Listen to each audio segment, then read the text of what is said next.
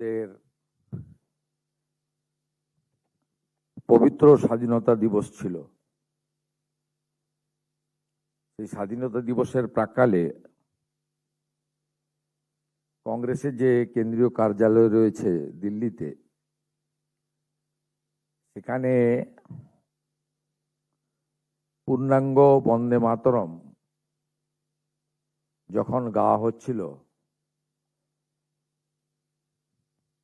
তখন কংগ্রেসের যিনি প্রকৃতপক্ষে মালিক, শ্রীমতী সোনিয়া গান্ধী, তিনি পূর্ণাঙ্গ বন্দে মাতরম গাওয়ার ক্ষেত্রে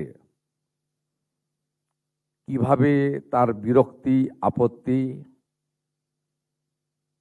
এবং বিরোধিতা করেন সেটা সবাই দেখেছে, গোটা ভারতবর্ষের লোক দেখেছে। কংগ্রেসের কোনো নেতা তাদের মালকিনকে বাঁচানোর জন্য অনেক রকমের চেষ্টা করলেও বাস্তবে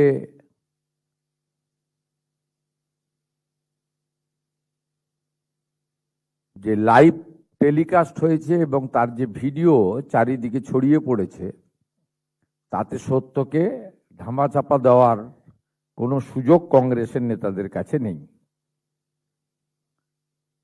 বন্দে মাতরম তার সার্ধশতবর্ষ চলছে। গোটা ভারতবর্ষ জুড়ে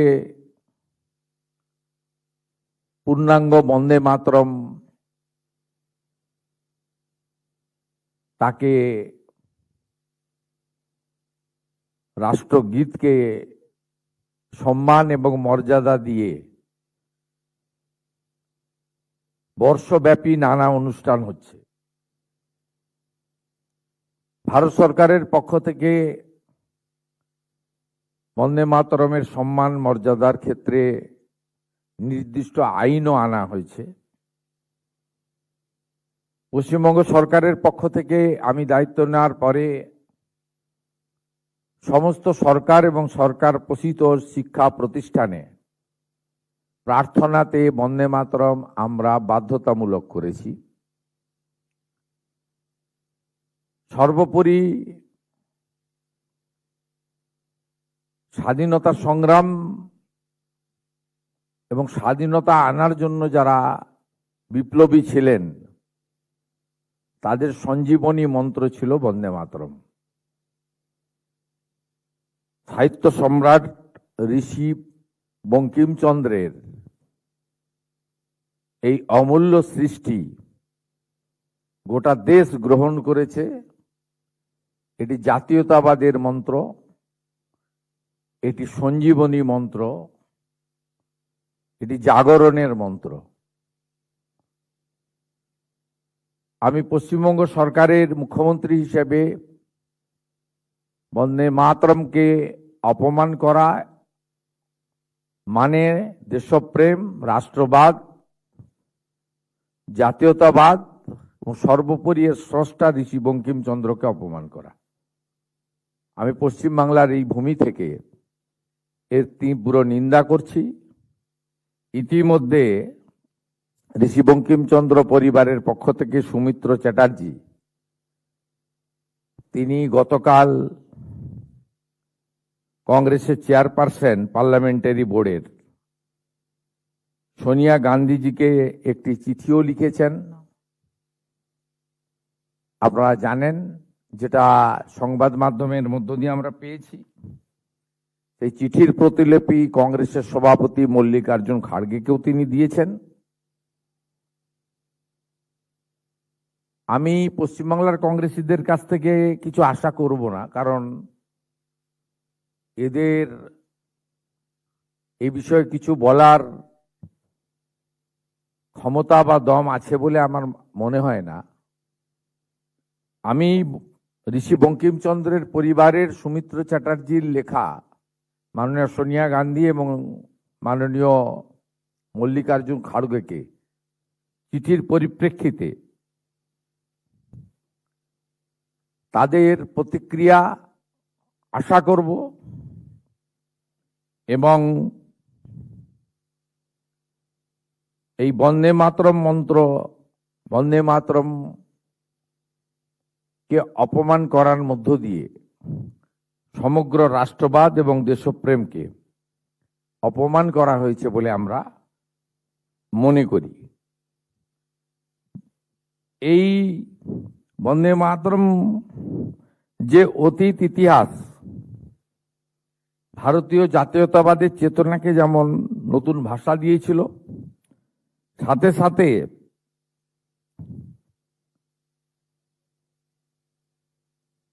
এটি আনন্দ মঠে অন্তর্ভুক্ত হয়, এটাও আমরা সবাই জানি। বঙ্গভঙ্গের পরে এই গান আরো গভীরভাবে স্বাধীনতা আন্দোলনের সঙ্গে একাত্ম হয়ে যায়। বিপিনচন্দ্র পাল লিখেছিলেন যে স্বদেশী বয়কট এবং বন্দে মাতরম, স্বদেশী বয়কট এবং বন্দে মাতরম এই তিনটি শব্দই হয়ে উঠেছিল ভারতীয় স্বাধীনতা আন্দোলনের প্রাণবন্ত সমর্থক। স্বাভাবিকভাবে এমন অসংখ্য উদাহরণ রয়েছে।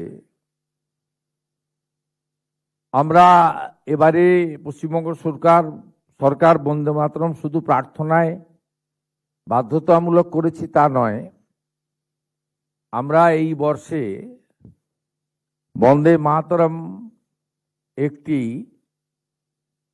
জাতীয় মানের মিউজিয়াম তৈরি করার জন্য আমরা ঘোষণা করেছিলাম, আপনারা জানেন। তাই কালকের এই ঘটনার মধ্য দিয়ে রাষ্ট্রবাদ, দেশপ্রেম, বন্দে মাতরম তথা ঋষি বঙ্কিমচন্দ্রকে যারা অপমান করেছেন, পশ্চিমবঙ্গবাসীর পক্ষ থেকে তাদেরকে ধিক্কার জানাই, নিন্দা জানাই এবং তাদের নিঃশর্ত ক্ষমা প্রার্থনা করবেন, এটুকু আমি আশা করব।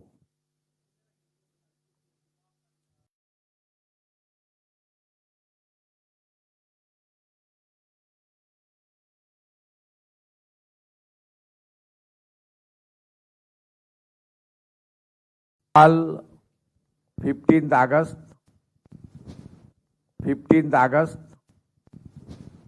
स्वाधीनता दिवस था। उस दिन कांग्रेस की जो मुख्यालय दिल्ली में जिस तरीके से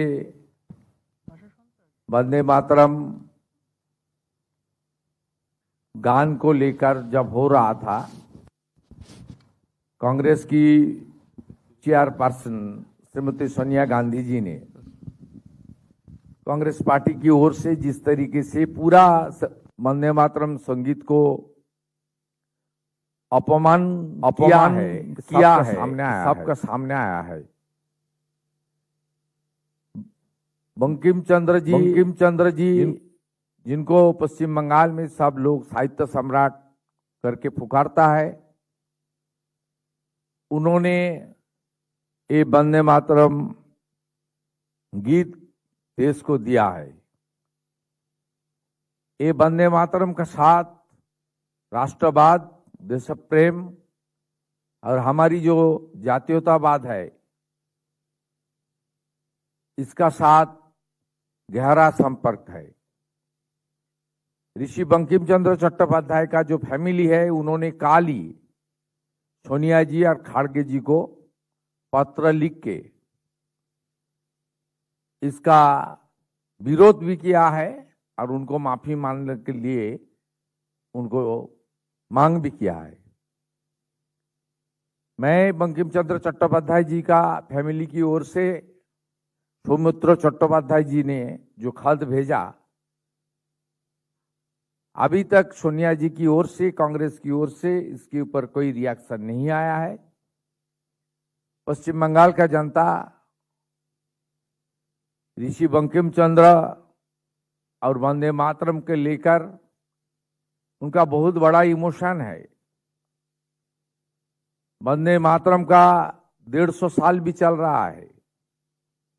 बीजेपी सरकार आने का बाद वंदे मातरम को हर एजुकेशनल इंस्टीट्यूशन में, प्रेयर में मैंडेटरी किया है।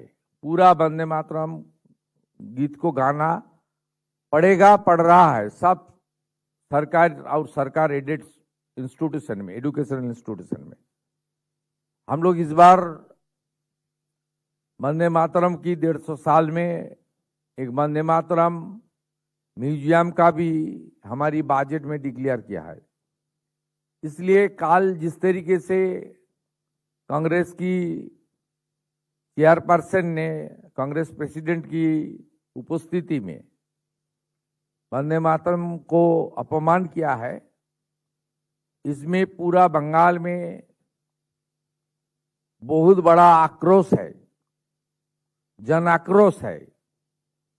मैं पश्चिम बंगाल के मुख्यमंत्री के नाते जनता का जो भावना ये मीडिया का सामने मैं लाने के लिए कोशिश कर रहा हूं, और उनकी फैमिली की ओर से जो पत्र लिखा गया है, तुरंत उनके ऊपर कांग्रेस चेयरपर्सन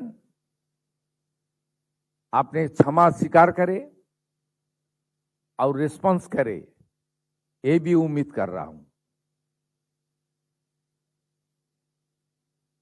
আমার পাঠ শেষ, অন্য কিছু আছে? এটা তো বাংলা শুধু নয়, এ তো রাষ্ট্রের সঙ্গে যুক্ত। আসমুদ্র হিমাচল পূর্ণাঙ্গ বন্দে মাতরম গাওয়া হয়। ভারতবর্ষের পার্লামেন্টে কঠিন এবং কঠোর আইন আনা হয়েছে বন্দে মাতরমকে অমর্যাদা করলে। তো এটা শুধুমাত্র পশ্চিমবাংলা থেকে নয়, নিশ্চিতভাবে ঋষি বঙ্কিমচন্দ্র তিনি পশ্চিমবাংলার সাহিত্য সম্রাট, তার প্রতি এই বাংলার আবেগ অনেক বেশি। কিন্তু এটা বিপ্লবীদের স্বাধীনতা আন্দোলনের স্বদেশী মন্ত্র ছিল, তাই এটাকে কেবলমাত্র পশ্চিমবাংলার মধ্যে সীমাবদ্ধ রাখলে হবে না। তার পরিবার গতকাল রাতেই রিয়াক্ট করেছেন, মেল করে মাননীয় সোনিয়া গান্ধীকে, মাননীয় মল্লিকার্জুন খাড়গেকে জানিয়েছেন। তারা ক্ষমা চেয়ে নিন, ভুল হয়েছে স্বীকার করবেন, এটাই আশা করব।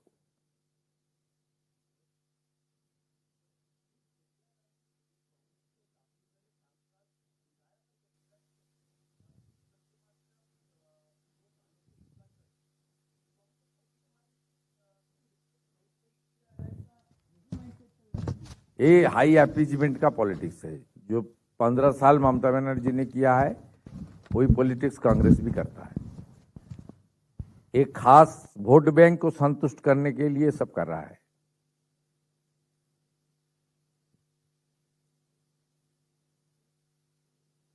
अचानक उनकी जो मिस्टीरियस डेथ हुआ है, इसके बारे में, तफ्तीश के बारे में कुछ पता चला है? कई सारे आरोप उठाए जा रहे हैं कि वो मानसिक तनाव में थे। थोड़ी देर पहले मैं पूरा फैमिली के साथ बात किया। बीरभूम का एमपी असीद माल जी का फोन से उनकी वाइफ, उनका 2 दादा, सबका साथ बात हुआ। आशीष जी ये जेंटल पॉलिटिकल लीडर थे। मैं जब असेंबली के कुछ दिन पहले बताया, देखिए मैं कुछ कुछ लीडर का नाम भी लिया जो अपोजिशन खेमे भी है, लेकिन मैं बताया सज्जन व्यक्ति भी है। उनका फैमिली मुझे बताया, जो ध्रुवो साहब बीजेपी का एमएलए ने चुनाव जीता था, वो जीतने के बाद पहले 5 बार का एमएलए जिनको उन्होंने हराया, एक्स मिनिस्टर, उनका 5 होकर प्रणाम करके आया है उनके घर से। ध्रुव शाह जी खुद जाकर, और उनका पूरा फैमिली बता रहा है हम लोग का साथ बीजेपी का लोकल लोग और पुलिस का साथ अच्छा रिलेशन है। कोई भी एक नोटिस भी कभी भी नहीं दिया, कोई फोन भी नहीं किया, कोई एडमिनिस्ट्रेशन की ओर से उनको पूछताछ भी नहीं किया है। ये बहुत दुखद इंसिडेंट है। अच्छा आदमी था, एडुकेटेड आदमी था, मेरा साथ भी अच्छा रिलेशन था। मैं मुख्यमंत्री बनने के बाद मुझे मैसेज भी मिला था कि मैं आपका पास आऊंगा, मुलाकात करूंगा। एक शरीफ आदमी था। ये दुखद इंसिडेंट है, लेकिन मैं परिवार का साथ बात किया, सबका साथ। अब थोड़ी देर पहले वीडियो कॉल कर असीद माल जी का फोन से वीडियो कॉल करके सबको साथ में बात कर लिया। मैं उनको बताया, जो मैं एसपी बीरभूम को डायरेक्शन दे रहा हूं, आप लोग थोड़ा कोऑपरेट कीजिए, उनका मोबाइल फोन पुलिस को देना चाहिए।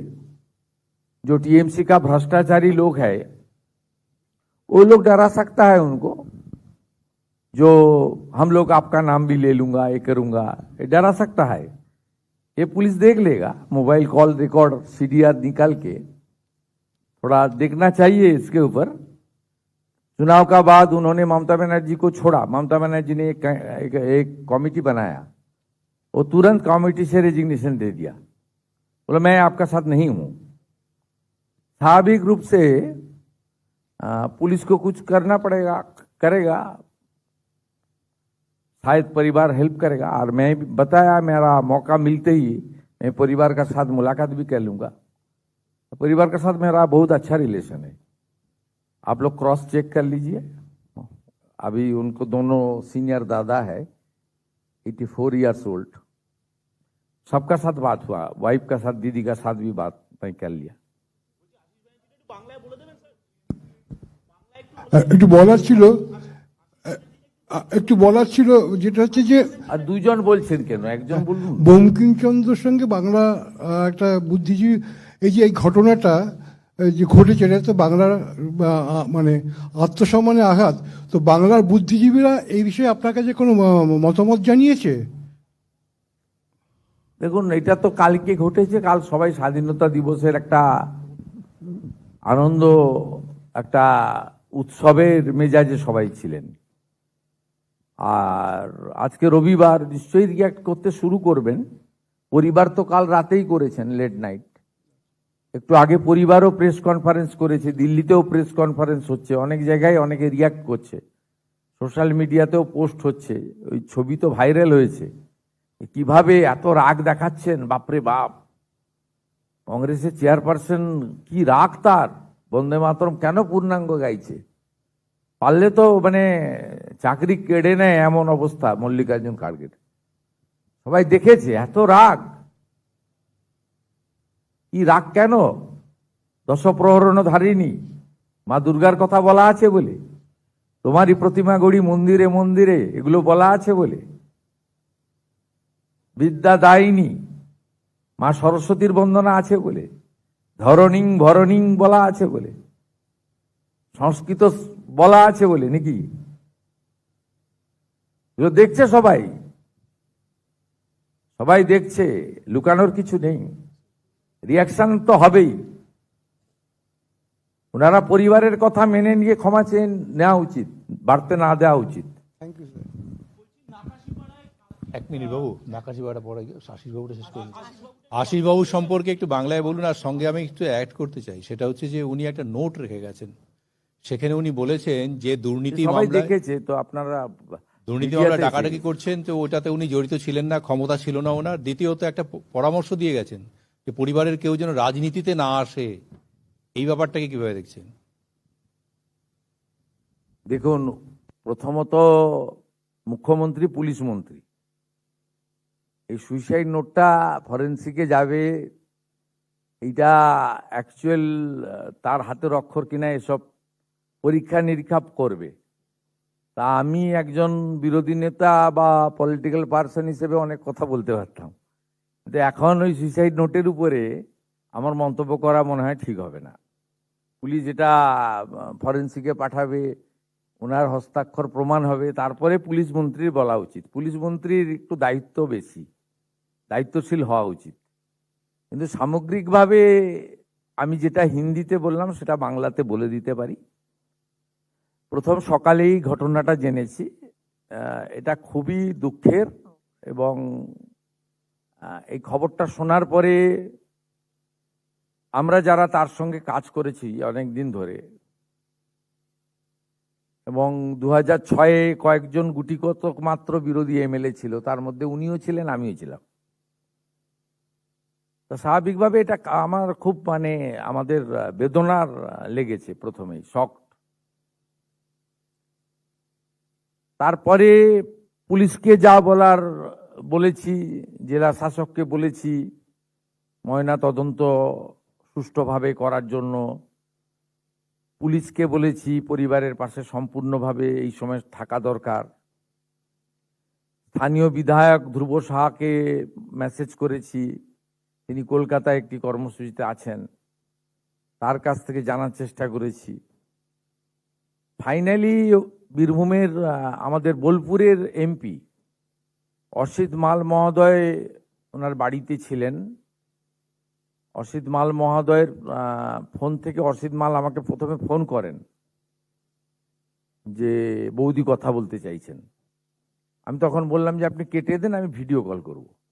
আমি নিজে আমার ফোন থেকে অসিত মালের ফোনে ভিডিও কল করি, করে পুরো পরিবার এক জায়গায় ছিল, ওনার দুই দাদা এবং বৌদি ও অসিত মাল সহ। সেখানে আমি তাদের প্রতি সমবেদনা জানিয়েছি, পাশে থাকার অঙ্গীকার দিয়েছি, এবং ওরা শোক সামলে নেওয়াটা খুব কঠিন। আর আমি ওনাদেরকে জানতে চেয়েছিলাম যে আপনাদের কেউ উত্ত্যক্ত করেছেন কিনা, এর মধ্যে কিছু ঘটেছে কিনা এই আমাদের এই 100 দিনের মধ্যে। উনি বললেন যে না, ধ্রুব সাহা তো জেতার পরে বাড়িতে এসে, মানে ধ্রুব সাহাও বলেছেন, প্রণাম করেছেন, ওনার বাড়ি থেকেও আমি কনফার্ম করলাম গেছিলেন, প্রণাম করে এসেছেন, আশীর্বাদ নিয়ে এসেছেন। সাথে সাথে কোন স্তরে তারাপীঠ ডেভেলপমেন্ট অথরিটি বলুন, পুলিশ প্রশাসন বলুন, কোনো চিঠি নোটিশ ওনাকে কেউ করেনি, ডাকেনি কখনো। উনি খুব পিসফুলি ছিলেন ওখানে। হয়তো শাসক দলের একজন ডেপুটি স্পিকার, মন্ত্রী হিসাবে যে ক্ষমতা তার ছিল সেটা চলে গেছিল, কিন্তু স্বাভাবিক জীবনযাপন ওখানে উনি করতেন, সবার সঙ্গে মিশতেন। বাড়ির লোক তো বলছে আমাদের সঙ্গে তো সবার সম্পর্ক ভালো, বিজেপির লোকজন তো অধিকাংশই ওনার ছাত্র, আমার ছাত্র, ওনার দাদারাও শিক্ষক সম্ভবত। তা আমি তাদের পাশে দাঁড়ানোর কথা বললাম যে পুলিশকে একটু সহযোগিতা করুন। আমি ডিজিপি এবং এসপি বীরভূমকে নির্দেশ দিয়েছি, মোবাইল ফোনগুলো যেগুলো উনি ইউজ করতেন সেগুলো যদি পুলিশকে দেন, পুলিশ তদন্ত করে দেখবে যে দুর্নীতিগ্রস্ত কোনো লোকজন উনাকে ভয় দেখিয়েছে কিনা, যে আপনার নাম বলে দেবো, আমরা অমুক করে দেবো। কারণ একটা তো মমতা ব্যানার্জির যে তৃণমূলের যে অংশটা মমতা ব্যানার্জির সাথে আছে, সেই অংশটার সঙ্গে তো উনার দূরত্ব তৈরি হয়েছে। কারণ যে কমিটিটা মমতা বন্দ্যোপাধ্যায় করেছিলেন নির্বাচনে হেরে যাওয়ার পরে, সেখান থেকে উনি পদত্যাগ করেন এবং তিনি দূরত্ব বজায় রাখার কথা জানিয়েছিলেন যে আমি এই মানে মমতাপন্থী তৃণমূল থেকে আমি দূরত্ব বজায় রাখছি, এবং তিনি তার পদ থেকেও রেজিগনেশন দিয়েছিলেন।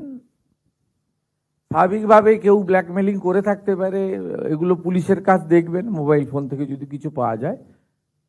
এক কথায় বলা যায় ঘটনা বেদনাদায়ক।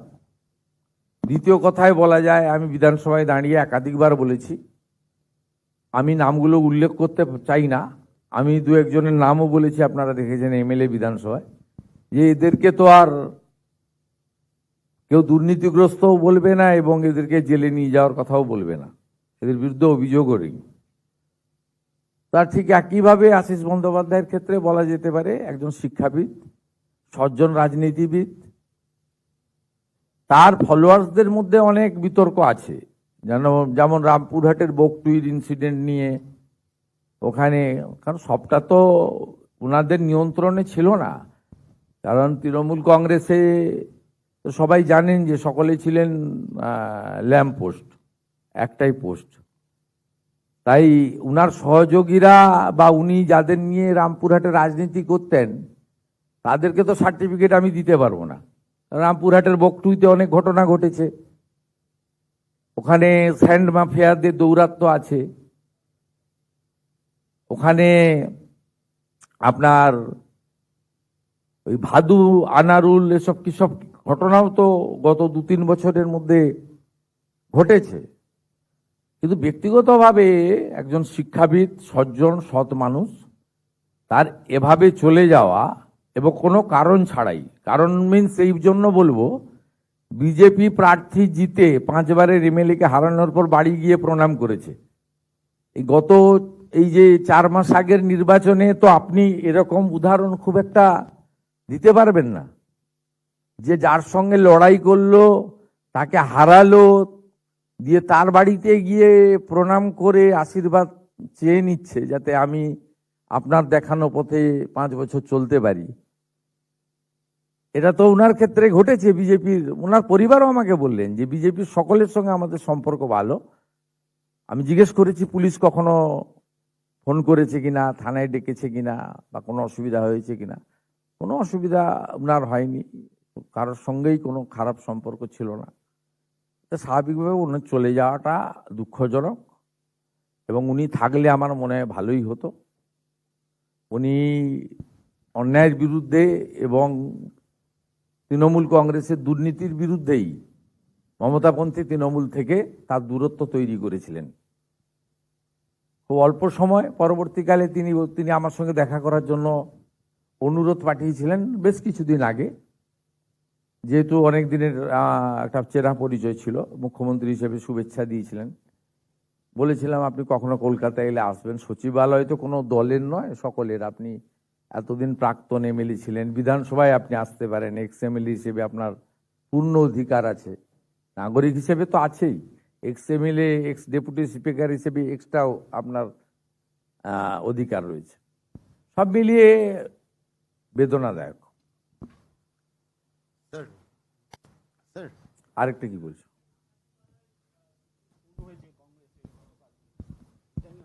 তৃণমূলের লোকরা মেরেছে। আমরা তো সবাইকে আইনের শাসন দিচ্ছি, তামান্নার ক্ষেত্রেও দিয়েছি। ওখানে জব্বার শেখ জেলে আছে, জেল থেকে মারিয়েছে। প্রাথমিকভাবে এসপি আমাকে যা জানিয়েছে, অ্যারেস্ট হয়েছে ওখানে। জব্বর শেখের স্ত্রী অ্যারেস্ট হয়েছে, যিনি তৃণমূলের প্রধান। খুনের রাজনীতি তৃণমূল কংগ্রেসের ছাড়া ওই লম্পট যারা এখনো, ওই যে আমার কাছে 2বার হেরেছে তার সঙ্গে যে লোকগুলি আছে, ওই লম্পটরা ছাড়া কেউ এই ধরনের নোংরা রাজনীতি করতে পারে না।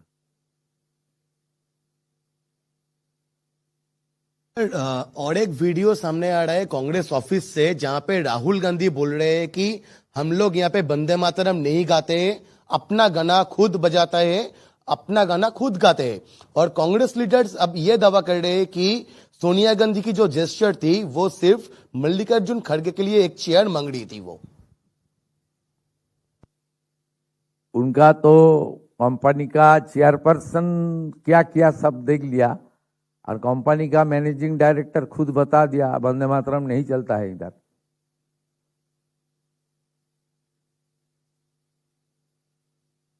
ये बहुत देशप्रेमी जनता को आघात लगा है, और इसी बंकिम चंद्र जी को अपमान पश्चिम बंगाल का जनता स्वीकार नहीं करेगा।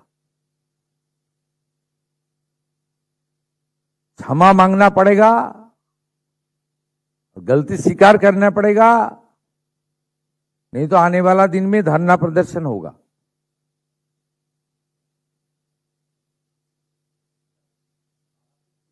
অথরিটি একটা দুর্নীতি হয়েছে বলে অভিযোগ উঠেছিল, তারপরে এই সরকার আসার পরে সেটা তদন্ত হয়েছে, একটা রিপোর্টও জমা পড়েছে। এটারও উল্লেখ উনি করেছিলেন যে উনি কোনোভাবে কোনো ক্ষমতা ছিল না ওনার, এটা লিখেছেন। কিন্তু আপনার কাছে কি তথ্য আছে, মানে উনি কি সত্যি এর মধ্যে জড়িত ছিলেন কি ছিলেন না? কারণ রিপোর্ট অলরেডি আমি আপনাকে বলতে জমা পারবো পড়েছে। না, আমি রিপোর্টের কপি দেখিনি। আমার কাছে আসে তখনই যখনই রিপোর্টের উপর অ্যাকশন নেওয়ার প্রশ্ন থাকে। ইনভেস্টিগেশন তো হতেই পারে। একটা সরকার ছিল, প্রচুর গ্রাম পঞ্চায়েত, জেলা পরিষদ, ডেভেলপমেন্ট অথরিটি, পৌরসভার বিরুদ্ধে অভিযোগ আছে, তদন্ত হচ্ছে। আশিস বাবুর বিরুদ্ধে কোনো এফআইআর হয়েছে বলে আমার জানা নেই। পরিবারকেও জিজ্ঞেস করেছি, বলল না না, পুলিশ থেকে আমাদের মানে নোটিশ করা তো দূরের কথা, কোনো পুলিশের দিক থেকে কোনো ফোন কলই কখনো আসেনি যে থানায় দেখা করুন বা অমুক করুন। এমনকি ডেভেলপমেন্ট অথরিটি থেকে বা ইউডিএমএ ডিপার্টমেন্ট থেকেও ওনাকে প্রশ্ন উত্তরের কোনো চিঠিও পাঠানো হয়নি, দেখাও হয়নি।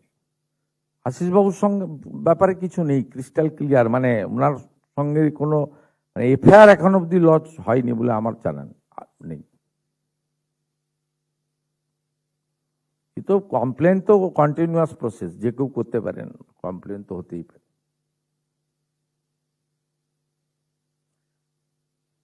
Netaji indoor stadium. এই শান্তনুকে ডাকো। আমি একটা করে নিই তাহলে। ওইটা তো सर सर एक एक हाँ।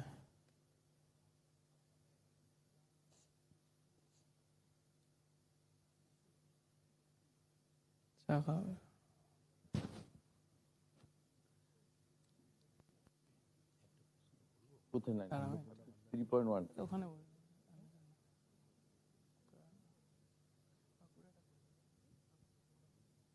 সেলফ এনুমেরেশন আমরা इसे दिए दे सीओ तो दिए दे।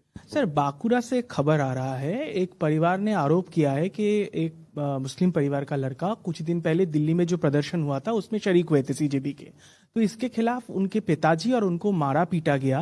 कल बर्दबान अस्पताल में 50 से ऊपर उनका उम्र है, उनका मौत हो गया है। अभी भी पुलिस संज्ञान लिए, थोड़ी देर पहले यह खबर आई है। कहना है कि 5 बीजेपी के स्थानीय नेता के खिलाफ आरोप है कि वो सीजेपी के प्रोटेस्ट में शामिल हुए थे, इसीलिए दोनों को बेरहमी से पीटा गया और वो पुलिस के पास भी नहीं जा पाए। एक मसला हुआ, बहुत तनाव है, ये इंदास का मामला है। देखिए एक इंसिडेंट हुआ है, इसका साथ उनको और दिल्ली का कोई रिलेशन है कि पता करना पड़ेगा। जो एफआईआर है उसमें कोई बीजेपी का नाम नहीं है, मिसक्रिएंस बोला है। आपको कौन बोला है? आप लोग खुद बता रहा है सब। परिवार के तरफ से जो आरोप है उनके परिवार एफआईआर का हाँ, जो कॉपी में तो वही नहीं है, तो अभी- मिसक्रिएंस लिखा हुआ है, अच्छा तो बीजेपी का नाम नहीं ले। और 5 आदमी का खिलाफ एफआईआर किया था, सब तो अरेस्ट हो गया, 3 तो अरेस्ट हो गया है, एडिशनली 5 8 एफआईआर जिस लोग को खिलाफ बोला अरेस्ट हो गया। कानून का शासन है ना यहाँ, तुरंत कार्रवाई हुआ है, बाकी कार्रवाई होगा। उनका घर में हाउस गार्ड लगा दिया गया है। एफआईआर नेम 5 में 3 अरेस्ट हुआ है, in additional to that 5 additional भी अरेस्ट हुआ है, और 2 को अरेस्ट करने के लिए इसको डायरेक्शन मिला है, जहां भी है ढूंढ के तुरंत कार्रवाई करना पड़ेगा। और मैं वो एफआईआर का कॉपी में मुझे भेजा है गवर्नमेंट पुलिस की ओर से, उसमें मिसक्रिएंस बोला है इनिशियली। जो बोलेगा वही बोलेगा, क्या इसमें तो छुपाने का कोई बात नहीं है। जो इंसिडेंट हुआ उसका गांव में हुआ, सरकार कार्रवाई करेगा, स्ट्रांग कार्रवाई करेगा। और सुनने में आ रहा है कि ये इशू लेकर के कांग्रेस पार्टी का कल प्रोटेस्ट भी है बांकुरा में। बांकुरा में कांग्रेस पार्टी का एक प्रोटेस्ट भी है। प्रोटेस्ट कर सकता है, तो वेलकम है, तो कोई दिक्कत नहीं है। कलकत्ता में भी तो प्रोटेस्ट हुआ, हम लोग तो आप लोग पिटाई खाया, पुलिस ने तो कुछ नहीं किया, सब एफआईआर मीडिया पर्सन ने किया, पुलिस ने कुछ नहीं किया है। डेमोक्रेटिक कंट्री है, सबको करना चाहिए, ठीक है। একটা প্রশ্ন বলছিলাম যে যে আয়ুষ্মান ভারতের সঙ্গে কি মুখ্যমন্ত্রী স্বাস্থ্য বীমা যোজনা সেটা কি একসঙ্গেই হবে? একসঙ্গে আজকেই লঞ্চ হচ্ছে। আমাদের আইডেন্টিফাই হয়ে গেছে আয়ুষ্মান ভারতের কার্ড কারা পাবেন ক্রাইটেরিয়া অনুযায়ী। এমনি তো সিনিয়র সিটিজেন অল 40 লক্ষ, ওদের কোনো ক্রাইটেরিয়া নেই, সবার সিনিয়র সিটিজেন যারা বাবা কাকা জ্যাঠা দাদু দিদা যারা আছেন সবাই পাচ্ছেন 70 ঊর্ধ্ব, কোনো তার ক্রাইটেরিয়ার মানে নেই। বাকি যে ক্রাইটেরিয়া আছে তাতে আয়ুষ্মান ভারতে ফিট করে যাচ্ছেন ম্যাক্সিমাম 80 লক্ষ পরিবার মতো ফিট করছেন না, তাদের জন্য সেম 5 লাখ টাকা গোটা ভারতবর্ষে আয়ুষ্মান ভারত যে যে হসপিটালে পাবে সেই সেই হসপিটালে তারা পাবেন। মুখ্যমন্ত্রী স্বাস্থ্য বীমা করা হবে এবং তাদেরকে এই সুযোগ দেওয়া হবে যাতে কেউ বঞ্চিত না হন। হ্যাঁ, ক্যাশলেস একদম ইকুয়াল, মানে আয়ুষ্মান ভারতে যা বেনিফিট চিফ মিনিস্টার হেলথ স্কিমে সেম বেনিফিট, একদম আপনার সমান ইকুয়াল। আরেকটা বলি, আমাদের ওই 1 আগস্ট থেকে আমি শুরু করেছিলাম পশ্চিমবঙ্গে, জানেন আমি সহ অনেকেই ওই সেলফ এনুমেরেশন, আমরা ভারতবর্ষের মধ্যে এখন ফার্স্ট হয়েছি সোফার। আমাদের রাজ্যে সবচেয়ে বেশি করেছে 53,13,500 89 জন। আমাদের কমপ্লিশন রেট হচ্ছে 93.84। 93.84 আমরা ইন্ডিয়ার মধ্যে হাইয়েস্ট, 53,13,500।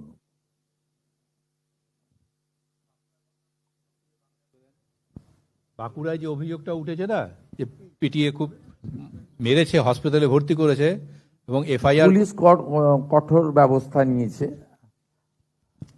পরিবারের পক্ষ থেকে 5 জনের বিরুদ্ধে অভিযোগ ছিল, 3 জনকে গ্রেপ্তার করা হয়েছে, বাকি 2 জনকেও গ্রেপ্তার করতে বলা হয়েছে। এর বাইরেও আরো সন্দেহজনক 5 জনকে আটক করা হয়েছে, 8 জনকে ধরা হয়েছে।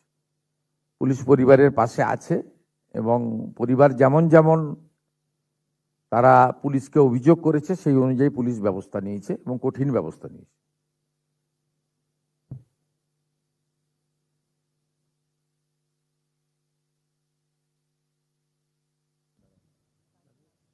না লাগবে না। ইনিশিয়াল ইনভেস্টিগেশন তো এক্ষুনি তো প্রথমেই বলা উচিত নয়, কিন্তু পুলিশ অ্যাকশন নিয়েছে, পরিবার যেমন চেয়েছে অ্যাকশন নিয়েছে। পুলিশ যে 5 জনকে চিহ্নিত করে দিয়েছে, 3 জনকেই গ্রেপ্তার করেছে একদম সুনির্দিষ্ট ধারা দিয়ে, হত্যার ধারা দিয়ে। বাকি 2 জনকেও গ্রেপ্তার করতে নির্দেশ দেওয়া হয়েছে। পরিবার যেমন যেমন চেয়েছে চাইছে তেমন তেমন পুলিশ আইনের মধ্যে দাঁড়িয়ে কঠিন কঠোর ব্যবস্থা নিচ্ছে, কোনোভাবে কাউকে আড়াল করার বিষয় নেই। ঘটনা বেশ কিছুদিন পুরনো, 2-3 দিন এটা আগে। তদন্ত করে দেখতে হবে, তদন্ত করে দেখতে হবে। যদি গাফিলতি থাকে পুলিশের বিরুদ্ধে ব্যবস্থা হতে পারে, কিন্তু ঘটনা ঘটার পরে যা যা পরিবার চেয়েছে সেই অনুযায়ী পুলিশ ব্যবস্থা নিয়েছে, এইটুকু আমি বলতে পারি। অন্নপূর্ণা যোজনা কালকে থেকে ডিসবার্স করা হবে আপনি বলেছিলেন, টোটাল নাম্বারটা কি আজকে বলা যাবে? না, টাকা ট্রান্সফার হয়ে গেলে পেয়ে যাবেন সংখ্যা। মাননীয় মুখ্যমন্ত্রী, ওই সেন্সাসে আপনি যে সেলফ এমুনারেশনের কথা বললেন, তাতে কিন্তু সার্ভার ডাউন থাকার জন্য অনেকেই এটা করতে পারেনি, এই অভিযোগ কিন্তু উঠেছে। আচ্ছা, দেখে নিচ্ছি।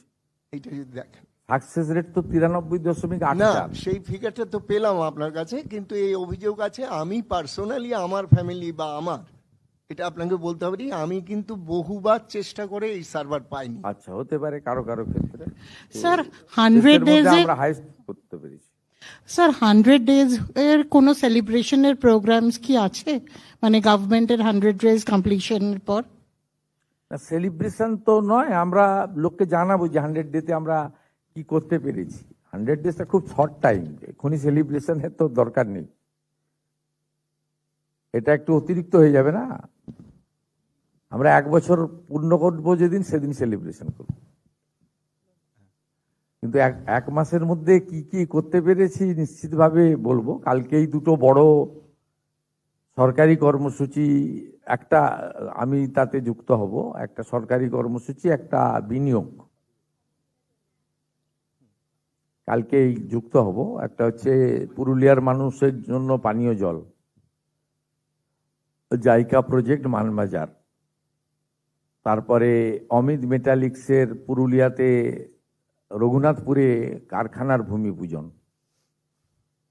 সেখানে তো অনেক লোকজন থাকবে, সেখানে বলার সুযোগ পাবো, বলবো। বাকি সরকারের পক্ষ থেকে এমনি সোশ্যাল মিডিয়া, মেনস্ট্রিম মিডিয়া আমরা জানাবো যে 100 দিনের মধ্যে আমাদের মানে উদ্যোগ এবং অ্যাচিভমেন্ট, এই সময়কারের মধ্যে তো আপনি বিরাট কিছু অ্যাচিভমেন্ট পাবেন না, কিন্তু প্রায়োরিটিটা যেটা সরকারের ছিল সেগুলো আমরা তুলে ধরবো। আমাদের তো অনেক কিছু পরিষ্কার করতে করতে এগোতে হচ্ছে, কারণ অনেক অপরিষ্কার ছিল। হ্যাঁ, বলছি যে ওই অন্নপূর্ণা যোজনায় যারা বাদ যাচ্ছেন, তাদেরকে কি জানানো সম্ভব যে তারা কোন ক্রাইটেরিয়াতে বাদ গেলেন বা কেন বাদ যাচ্ছেন? সেটা কি কোনোভাবে তাদেরকে বলা সম্ভব? পোর্টাল চালু যখন হবে, এখন তো 31শে জুলাই অবধি পোর্টাল হয়েছে, 10ই জুলাই পর্যন্ত ভেরিফিকেশন যাদের হয়েছে তাদের কালকে টাকা ট্রান্সফার হয়ে যাবে। আর আরো 10ই জুলাইয়ের পরে যারা অ্যাপ্লাই করেছেন পোর্টালে, তাদের সবার ভেরিফিকেশন কমপ্লিট করতে পারেনি, অর্থাৎ ম্যাক্সিমামটাই হয়ে গেছে, আমরা দেখেছি। আর কারা কারা পাবেন না সেদিনকে বলেছি, এবং জুলাই মাসে যে 1,19,00,000 পেয়েছিলেন তাতে যে অনেকের ক্ষোভ ছিল, সেখানে নিয়মে কিছুটা শিথিল করা হয়েছে। যেমন ওই 50 শতক যে জমির বিষয়টা ছিল, সেটা আগে পৌরসভা গ্রাম সব জায়গায় ছিল, এখন গ্রাম পৌরসভা সবটাই শিথিল করে দেওয়া হয়, শুধু কর্পোরেশন এলাকাতে। ধরুন কলকাতাতে যার 50 শতক মানে জমি আছে, হাফ একর, কলকাতার উপরে মানে এই কর্পোরেশন এলাকা 7টিকেই বাদ দিয়ে বাকিদেরকে আপনার শিথিল করে দেওয়া হয়। তারপরে আপনার 3 কক্ষ বিশিষ্ট ঘর, এটাও আপনার মূলত গ্রামীণ এলাকায় বা ছোট পুরসভা এলাকাতেও শিথিল করে দেওয়া হয়। এর ফলে অনেকেই, তাছাড়া ওদের ওই আপনার ব্যাংক অ্যাকাউন্টে গোলমাল ছিল, সেগুলো রেকটিফিকেশন করে মোটামুটি একটা আমাদের বিশ্বাস যে 90% those who are interested for Annapurna Yojana they should get. আর বাকি যেটুকু থাকবে তার জন্য আমরা পোর্টাল অন করে দেবো, মানে কমপ্লেন সাজেশন, মানে এ পাওয়ার যোগ্য নয় পেয়ে গেছে, এত বড় প্রসেস তো। অ্যাপ্রক্স আপনার 1,80,00,000 কাছাকাছি অ্যাপ্লিকেশন, এবং মেজরটাই আমি পাওয়ার মতো জায়গায় আছে। আর অনেকের আধারের সঙ্গে অ্যাকাউন্টের লিঙ্ক ছিল না, একটু মানে যথেষ্ট সিস্টেমে ভুল ভ্রান্তিও ছিল। আগের সরকার যেটা করেছিল, পুরুষদের দিয়ে দিয়েছিল, 3 লক্ষ পুরুষকে দিয়ে দিয়েছিল, এবং ওরা যখন প্রথম শুরু করে 500 টাকা, এটা রেগুলারাইজ করতে 9 মাস লেগেছিল, এবং 2024-এ যখন 500 টাকা 1000 করলো, তার আগে পর্যন্ত 1,52,00,000 মতো লোক পেত। অতএব একদম যেমন ভাবে কিছু জনকে দিয়ে বলছিলাম না, গেল রব তুলেছিল, এরা আমাদেরকে ভোট দেয় না। আমি নামগুলো বলছিলাম, শেখ গোলাপ, নুরুল ইসলাম, মেহবুবউদ্দিন, এরাই বেশি সোশ্যাল মিডিয়ায় প্রচার করে, এরা আমাদের ভোট দেয় না, মানে ভোট দেয়নি, এদের ভোট আমরা আশাও করি না।